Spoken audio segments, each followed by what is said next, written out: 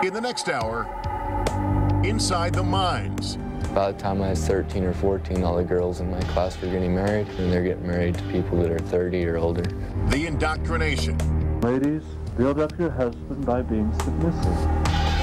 Of one of the most controversial religions in America, the Fundamentalist Church of Jesus Christ of Latter-day Saints, the FLDS. What you hear may astonish you. How old were you when you got married? 16. How old were you when you became pregnant with your first child? 16. 16. Is there a point where religion crosses the line into mind control?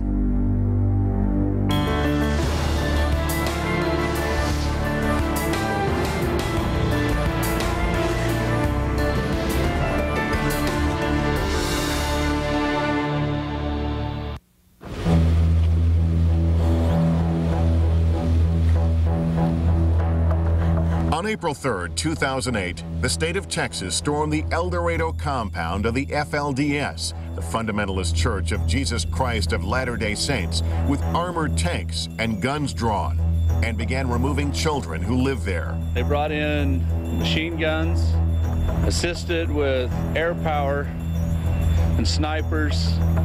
They took positions around the ranch, and they took hundreds of little children. Child Protective Services eventually separated more than 400 children from their families and from what the agency considered a potentially dangerous lifestyle.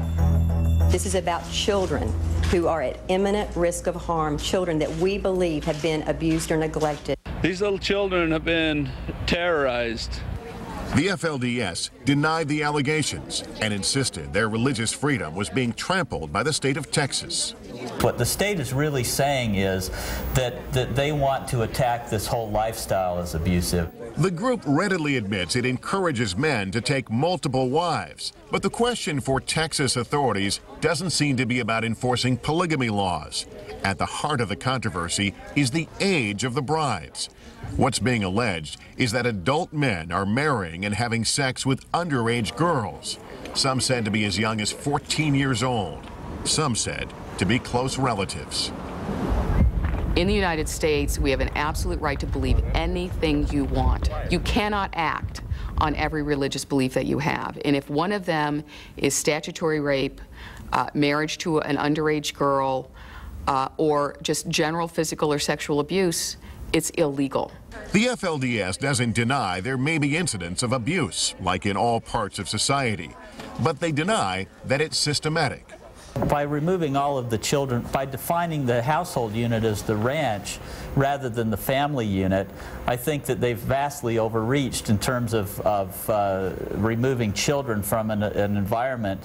I also think that the basis upon which they moved in here and the way that it was done was completely inappropriate. I think anytime you have a few thousand people in a community, somebody's going to do something bad like that. That is the nature of human beings. There will be some child abuse, there will be some domestic violence and other kinds of bad conduct. That doesn't make it representative of the community. It makes it the kind of bad conduct that we need to police. We were told that our children have been abused, and none of them have been abused. Those children have been traumatized so much. The case went all the way to the Texas Supreme Court, where ultimately, with the support of the American Civil Liberties Union, the FLDS triumphed. Nearly 2 months after the raid, it was ruled that child welfare officials had no right to take those kids away, which means the children of the FLDS were allowed to go home. But to what? The women of the FLDS describe their community as heaven on earth, a place where they're promised eternal salvation. They say they're not abused housewives forced into loveless marriages as teenagers. What they cherish more than anything, they say, is their children. We love our children, and they love us. How could they love us if we abused them? But some who have either been kicked out or chose to leave the religion tell a starkly different story. One that goes beyond the polygamy, they say, into a lifestyle defined by abuse and an intense program of mental indoctrination. It's possible that both sides are telling the truth, that they simply view the same set of circumstances differently, that one person's strict religious upbringing is another person's brainwashing. So where is the line between religion and mind control? An attorney representing the FLDS declined our request for an interview for this story. We did speak to several former members of the group. Growing up in the FLDS, we were not to be noticed. We were not to make ourselves attractive. We were not to be anything but submissive, subservient, and make babies, and raise them right so they stayed in the religion. Rena Mackert was born and raised in an FLDS family. She says her father had 4 wives and 27 children. As a teenager, she says she was assigned by the group's spiritual leadership to marry one of her stepbrothers. They had 3 children, divorced, and she was then assigned to marry a man 30 years her senior. When she refused, she says she was excommunicated and forced to leave her children behind. My family was told I was dead, to never speak my name. I was not their sister. My mother looked me in the eye and told me it would have been better for her if I'd never been born. It is very, very difficult for a polygamist woman to leave the organization. They put boys out because they want to reduce the male population to enable them to have more wives assigned to each man.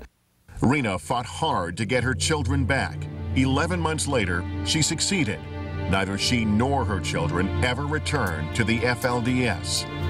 But for women like Rena, leaving means more than physically getting away. They say it means breaking the powerful mental grip of mind control to which they've been subjected. The women that leave the FLDS are labeled as apostates, traitors. They have turned against God. They will be condemned on earth and in heaven. They will be separated in eternal darkness alone. The threat of damnation is a potent weapon, but it wasn't enough to keep Flora Jessup inside. My life was chaos and fear and pain. And I got to a point when I lived within the FLDS where I didn't only hate myself, I hated my dad, I hated my mom. At the same time, I loved them. I wanted to be safe, but you never do get safe. The pain just never stops. Flora was raised in an FLDS home. Growing up, she desperately wanted to run away, but she says her family had other ideas. They walled off the end of a hallway in my uncle's home where I spent 3 years in solitary confinement with them trying to beat Satan out of me. One of the things my aunt used to love to do was beat the bottoms of my feet with a cane. If you couldn't walk, you couldn't run. If you couldn't run, you couldn't escape. By the age of 16, she'd had enough. I ran for my life. I was married at 16 and stayed in the marriage for 3 weeks, and then I ran. And I hitchhiked back and forth across the United States for 5 years. Flora stopped running when she got pregnant with her daughter. She still carried the baggage of the FLDS, and eventually she decided to fight back against the group by freeing other young women who believed they were trapped there. So far, Flora says she has rescued more than 80 women and children. 2 of them were Fawn Broadbent and Fawn Holm. In 2004, KTVK senior reporter Mike Watkiss was there to record the rescue for his documentary Colorado City and the Underground Railroad. Anti-polygamy activist Flora Jessup heading for a rendezvous with 2 teenage girls. Let's go get my kids. A couple of 16-year-olds who have run away from their families in Colorado City and now say they don't want to go back. I don't want to become some 50-year-old man's wife or something like that. The 2 girls, best friends who share the same first name, Fawn Holm and Fawn Broadbent, on the run and hiding out at a safe house on the outskirts of La Verkin, Utah. And it's here in the middle of the night the 2 teenagers place their fates in the hands of a woman they've never met, hoping for a future outside of Colorado City and away from the practice of polygamy. You can't talk to boys. That's my like really wicked. You can't like do anything. Can't watch movies or TV or anything. You can't dress like you want to. We've always been told that people out here are wicked, and I don't believe everyone is wicked. Shall I tell you a secret? Something that I found out when I left. It's true, we're all wicked. But we're not as wicked as them. I do believe that it's terrorism hiding behind the skirt of religion. I also believe that it's a criminal organization, and it is founded on the exploitation and abuse of children. The FLDS has thousands of members. Only a handful of former members seem to speak out against the church on a regular basis. Are their stories representative of a larger problem within the FLDS? Or, as in the rest of society, are there bound to be some cases of abuse? Up next, plural marriage means many wives with a mission to procreate. They have an abundance of ovulation test kits that they get in bulk, and the women are to find out when they're fertile. There was many officers and SWAT team around in buses, and they were very, very frightened.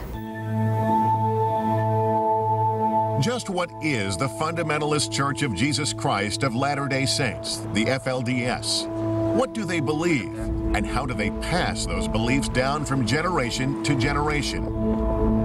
The group split off from Mormonism in the late 19th century over the issue of polygamy.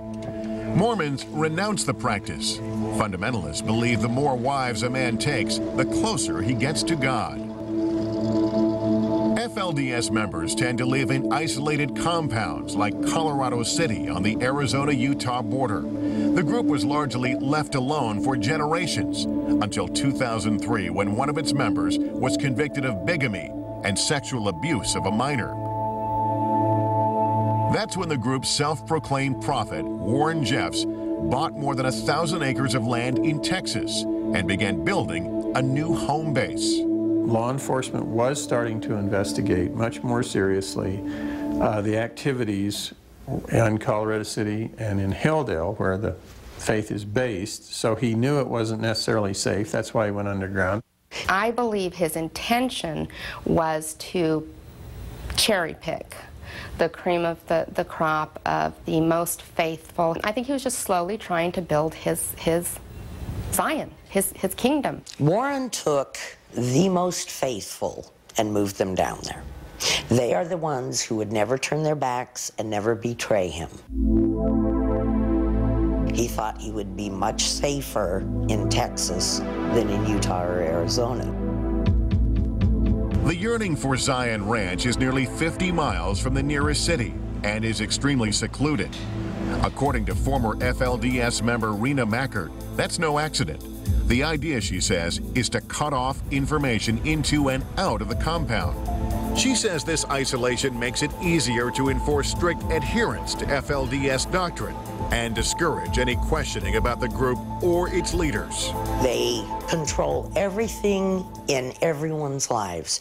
They control what they eat, what they can or can't drink, how they dress, how they do their hair, whether the men can have facial hair, what's acceptable and what's not. They are truly a cult. Rick Ross has been studying cults since the early 1980s and closely watching the FLDS since the early 1990s. He says the group has about 12,000 members and exhibits some cult-like characteristics. For example, he says cults isolate and control their members, foster an us versus them attitude about the outside world, make it difficult for members to leave, and demonize those who do leave. The FLDS would be comparable to groups called cults in the way in which they manipulate and control the members of the organization. When I say that, I'm talking about control of the environment, control of communication, control of information. If you can control everything that goes into the mind, you can control the mind. But attorney Ken Driggs, a Mormon who has written about the FLDS, disagrees. I do not see them as a cult. I do see them as non-traditionally religious. I do see them as people attempting to live their religion but kind of outside of the mainstream society. They recognize that there are tensions between the kinds of practices and customs in mainstream society and the way they want to live, and they want to retreat to the lifestyle that they think is important. Good morning to everyone. The FLDS bristles at the idea that it's a cult or that its women are victims of oppression or mind control. These FLDS mothers, appearing on NBC's Today Show 13 days after their children were taken away in the April 3rd raid, insist their freedom hasn't been curtailed at all. There is no force in our work. It's all choice. Everyone's allowed to choose. Could it be that our modern American take on things just keeps us from understanding who these people really are? Forensic psychologist N.G. Burrell has not met these women. His comments are based on their interview. He attributes at least some of the group's problems to a conflict of cultures. How could they love us if we abused them? I think right here is the crux of the entire situation. It's how you define cult, it's how you define normal, it's what you define as abuse and not abuse. From their perspective, I have no doubt that what went on in terms of the conduct between adult males and their adolescent daughters was not abuse, from their perspective. I have my children, and they mean a lot to me. It's not that this was sort of a wanton sex orgy. I don't think that that's what was going on. But it's about fundamental beliefs and the beliefs that are out of line with the rest of the culture. So if a woman is willing to obey the strict FLDS doctrine of submitting to men and allowing her daughters to marry young as she herself likely did, isn't she just practicing her religion, her constitutional right? Or, as the state of Texas originally alleged, is she enabling her daughter to be the victim of child sexual abuse, all in the name of God? The women have to hand over their children in order for the men to abuse them in this organization. What they would say is that this is how they've been raised, this is what they've been taught, and it's true. There is a cycle of abuse that creates the organization that they are. It doesn't give them an excuse for their behavior, but this is what's been done within this group for over 100 years. When we come back, it may surprise you to hear how a 14-year-old girl can view her destiny to become a plural wife. I knew that I probably wouldn't be a first wife. I might get lucky and be a first wife, but even if that were the case, then there would be others to come.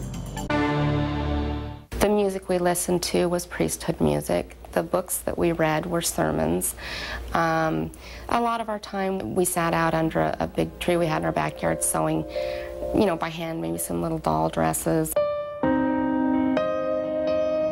For Kathy Jo Nicholson and for many girls, the FLDS was an idyllic existence, a safe haven from an evil world. One of 13 siblings, Kathy Jo was raised by her father and 3 mothers in Sandy City, Utah. From an early age, like all FLDS children, she was taught to obey the prophet and never to question the group's doctrine. Among other things, she was told marriage was her only path to heaven, and that the group's spiritual leader, the prophet Leroy Johnson, was an immortal God. And she believed. It was just a very religious environment, very strict. We got up in the morning and we knelt and we said prayer. The art that we could have on the wall was either a quote from the prophet or from books or sermons of former prophets. If Kathy Jo or anyone inside the FLDS community showed frustration with the rules, they were simply reminded to keep sweet. Keep sweet means keep your mouth shut and follow the program, or we'll crush you. That's what keep sweet means. This mantra of keeping sweet, it's basically if you don't toe the line and keep this smile on your face and do exactly what the prophet or your father or your priesthood head tells you to do, you know what? We're gonna come down on you like a load of bricks. Keep sweet was just the standard that we lived by.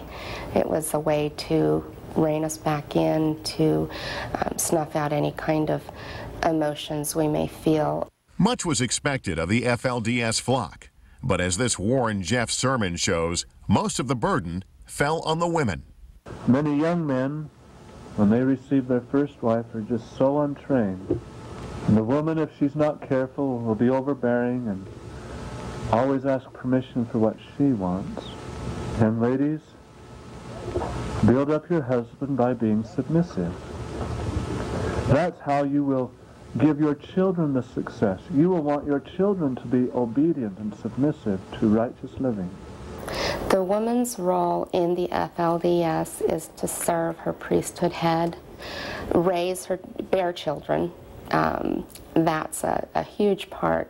There is no belief in birth control, and within the community they have an abundance of ovulation test kits that they get in bulk, and the women are to find out when they're fertile, and the husband would be theirs for those nights so that they could procreate. According to Kathy Joe, all marriages were arranged by the prophet, and she says a girl could be called to the altar as soon as she reached puberty. So in 1985, at age 14, Kathy Joe began preparing for her own celestial wedding. I began sewing my wedding dress at the age of 14. I had a very romanticized fairy tale of how it was going to be. I knew that I probably wouldn't be a first wife, but even if that were the case, then there would be others to come.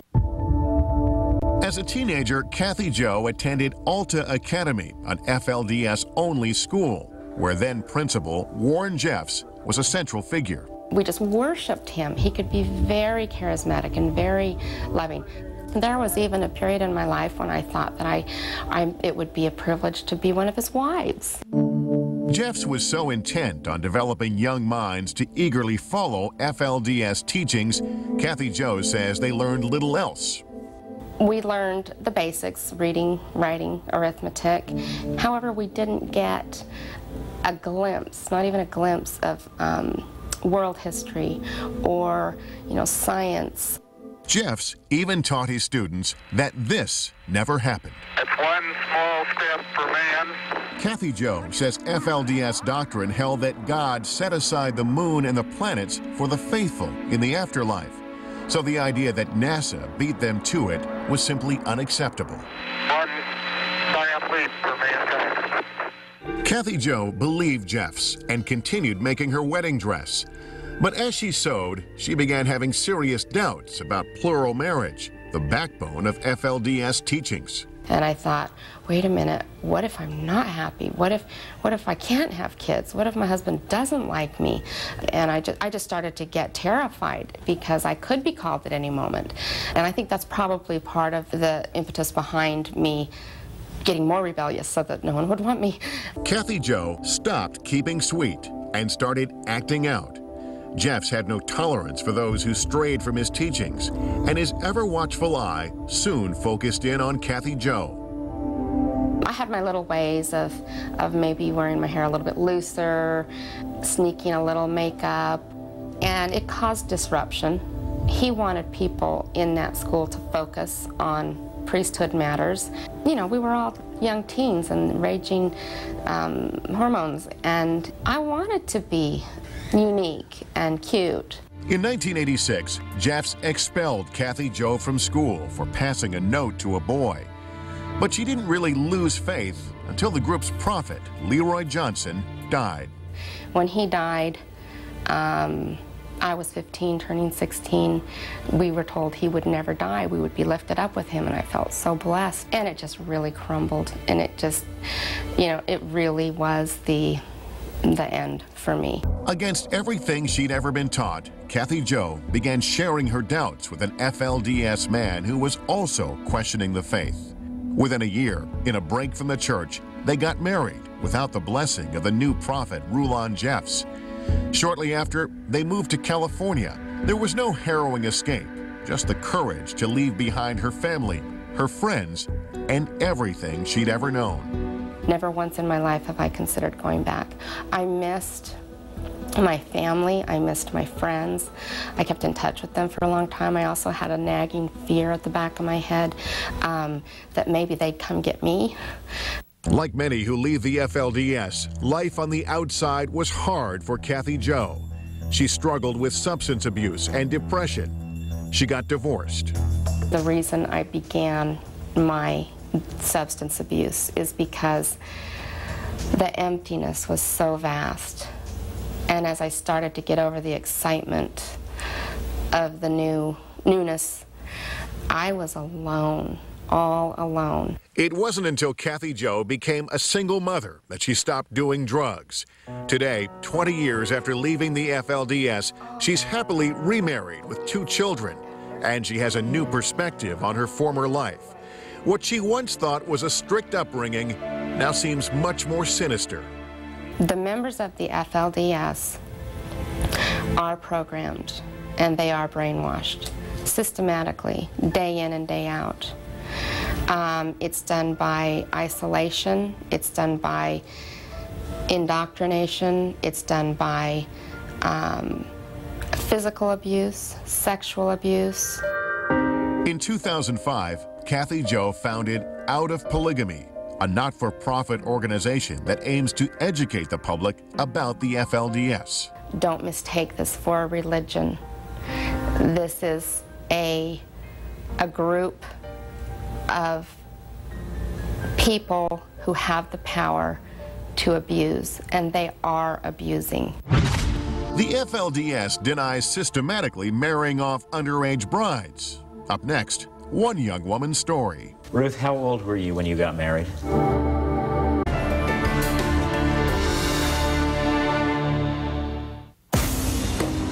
Phoenix TV reporter Mike Watkins has been covering the Fundamentalist Church of Jesus Christ of Latter-day Saints, or FLDS, for the last 15 years.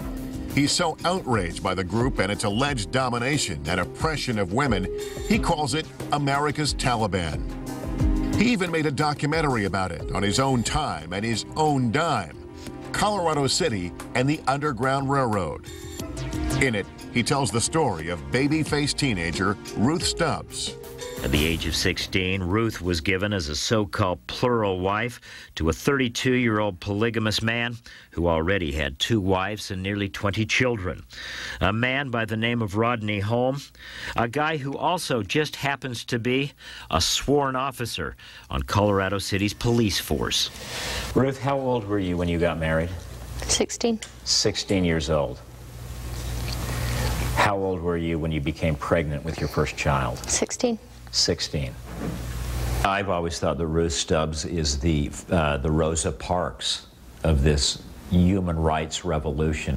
She came out of Colorado City at the age of 19 back in 2002. She has 2 little babies with her, a 3rd on the way, and suddenly she's running. She was given as the 3rd wife to a 32-year-old police officer. One of his wives was Ruth's older sister. Watkins aggressively pursues Holm as the polygamist and his attorney leave a Phoenix court appearance in 2002.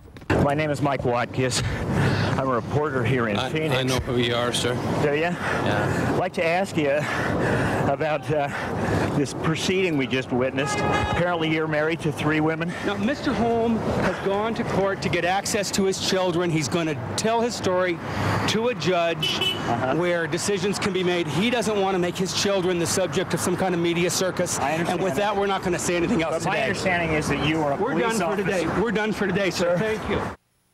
In August 2003, Holm was convicted of 3 felony counts of bigamy and sexual misconduct with a minor. The upshot, Ruth got custody of her children. Rod Holm served 1 year in jail, and the FLDS and its newly self-proclaimed prophet, Warren Steed Jeffs, ended up under the government's microscope. It was that moment that Warren Jeffs said, we're in trouble here. If they can come and get a polygamous cop follower of mine and throw him in jail, it's only a matter of time before they come after me. I would argue that that was the one time that the prophet Warren Jeffs was actually prophetic, because he knew that they were going to come after him. Always begin our program with prayer. Sure enough, beginning in 2005, the law turned its attention on FLDS leader Warren Jeffs. I will say the prayer to begin with. Close your eyes, hold your arms. Charging him with a series of sex crimes in Arizona and Utah. Among them, forcing a 14-year-old girl to marry and have sex with her 19-year-old first cousin. Jeffs went on the run and was placed on the FBI's 10 most wanted list. Here's Jeffs kissing a girl alleged to be a 12-year-old child bride. The shot reportedly taken while he was on the run. Well, he had people all over the Southwest who were willing to take him in and keep him underground. I mean, they gave him food, they gave him money, and they gave him cell phones. You know, he called them hiding houses, and he would stash women in these various places and just say, you wait stay there until I show up and, you know, bless you or do whatever I want to do with you, deliver a sermon, have sex, and go on down the road. Warren Jeffs was captured during a routine traffic stop near Las Vegas, Nevada in August 2006. Mr. Jeffs, you will be committed to the custody of the sheriff to be transported to the Department of Corrections. 1 year later, Jeffs was tried in Utah and found guilty of 2 counts of rape by accomplice. He is now serving a minimum of 10 years in a Utah state prison. I think that he had too much power too quick, and it ate him alive and destroyed his soul. When nobody's looking, when nobody's watching, when nobody's protecting children, guys like Warren Jeffs emerge. And I hope that that's the lesson. But Watkiss says women rarely turn against their husbands or the group. Trained from an early age to be submissive and obedient, most young FLDS women with little education and almost no real concept of the outside world are said not to question their place. Is this just a set of religious teachings, or can it be considered mind control? Or is it something else entirely? I would call it a sort of social indoctrination. Maybe that's another way of looking at it. In-group, out-group mentality. It's been suggested sometimes that because the women are quite deferential and may hesitate a little bit to engage in conversation with strangers and things like that, that's evidence that there is some sort of mind control, that they've been brainwashed to not do this. I don't see that at all. We've heard what the girls were taught in the FLDS. Up next, what about the boys? When I was growing up, I was taught to treat girls like rattlesnakes, because if you commit fornication or adultery, you go straight to hell. The images and stories of the women and girls in the FLDS have been alarming. Questions of forced marriages, pregnant teens, and sexual abuse have put the spotlight on a religious sect used to living in seclusion. I have my children, and they mean a lot to me. But if the women and girls are being portrayed as systematic victims of abuse and mind control, what about the men and boys? I've heard a lot of horror stories that girls being actually raped on their wedding night by the men that were, because they're told and they're taught that once they're given to a man, that they are his property, and so he can do with them what he wants to do, and he does. And that's the way he's brought up as well. According to former FLDS member Carl Holm, the hierarchy of the group goes like this. The prophet comes first, and the men are expected to be subservient to him. In turn, the men are rulers of their own households, expecting nothing short of full obedience from their wives and children. Sometimes I knew that my father was wrong for the things that he did. And I'd go talk to my mom about it, or try to, and she would tell me straight up, that's your father. I'm not going to talk to you about that, because your father he's my husband, and he's your priesthood head, and what he says is the way it's going to be. Holmes says he was willing to respect the strict hierarchy until the prophet, Warren Jeffs, began marrying off girls under the age of 18. You're actually marrying a child. I brought up 4 daughters of my own, and I can't imagine me marrying them off at younger than 18. I mean, even at 18, I think they should wait. I've spoken with people in the community, and, you know, these are not unintelligent people. You know, they're bright, they're industrious, they're very hardworking, they're good at business. Stephen Singular interviewed a number of FLDS members while writing When Men Become Gods, a book about Warren Jeffs and the FLDS.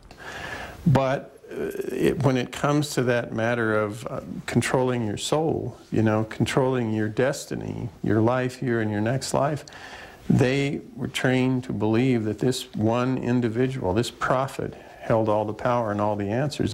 Members of the FLDS consider the prophet to be a messenger from God. Disagreeing with him is said to be nearly impossible.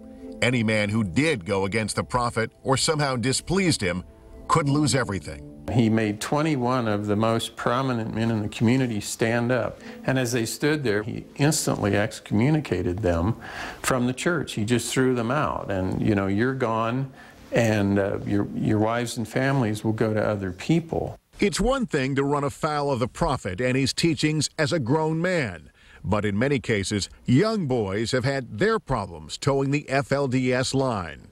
When I was growing up, I was taught to treat girls like rattlesnakes, because you're not supposed to associate with them or have anything to do with them, because if you commit fornication or adultery, you go straight to hell. So, but I was still interested in girls, obviously, so.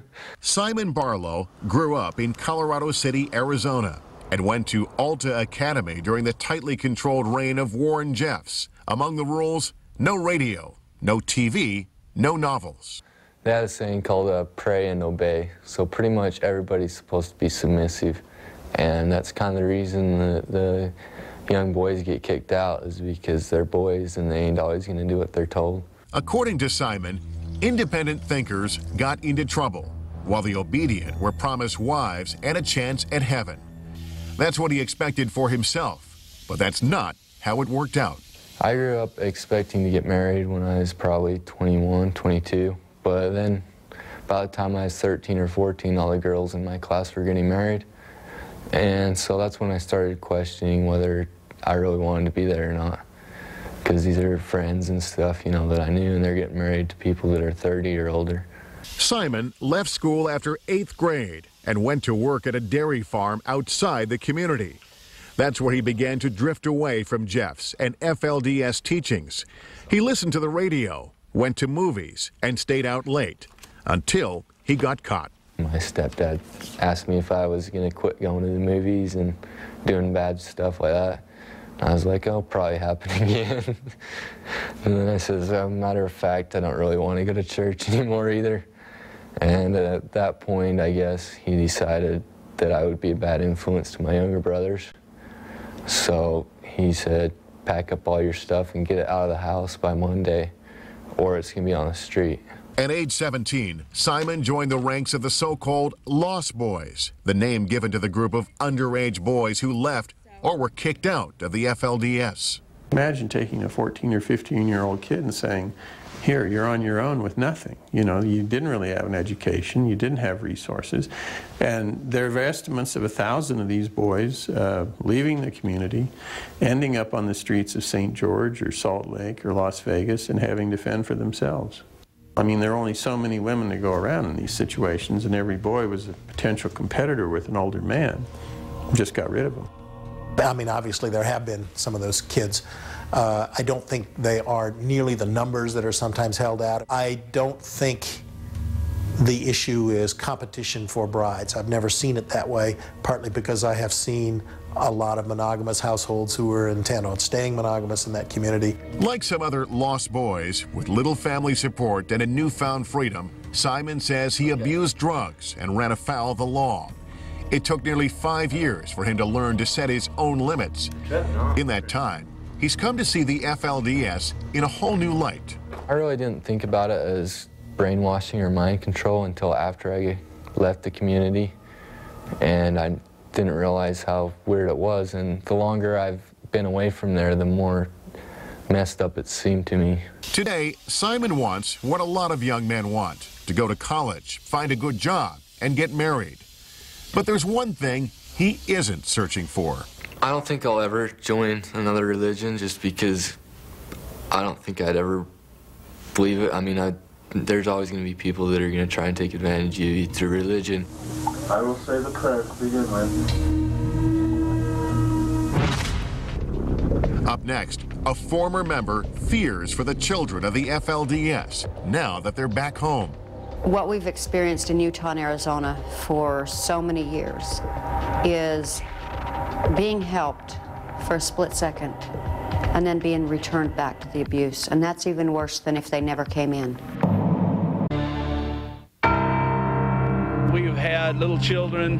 When you see them, you will see the terror and you will see the effect that this has had on them. They've had them where they wouldn't eat. They haven't been able to sleep. They've been through an absolute terror of an experience. Beginning Monday, June 2nd, after nearly 2 months in foster homes across Texas, the children of the FLDS were allowed to reunite with their parents with some court-ordered conditions: a ban on travel outside of Texas, surprise home visits by caseworkers, and possible psychiatric evaluations of their children. There still may be criminal indictments against members of the group. For its part, the FLDS released a statement announcing a new church-wide policy. The church policies regarding marriage have been widely misrepresented and misunderstood. In the future, the church commits that it will not preside over any marriage of any woman under the age of legal consent in the jurisdiction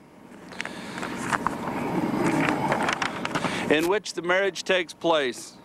But ex-member Flora Jessup remains as concerned for the children now as she was when the story first broke back in April. When I heard that the raid had happened in Texas, the thing that went through me was joy, absolute joy, and then fear, immediately followed by fear, because what we've experienced in Utah and Arizona for so many years is being helped for a split second and then being returned back to the abuse, and that's even worse than if they never came in. There are other issues. As the FLDS moves on to its next chapter, one of the problems it faces stems from decades of inbreeding that have gone on within the group. A rare genetic disease called fumarase deficiency, which causes acute mental retardation and physical deformities from birth, has stricken at least 20 children in the FLDS. Outside the group, there are only an estimated 100 cases in the world.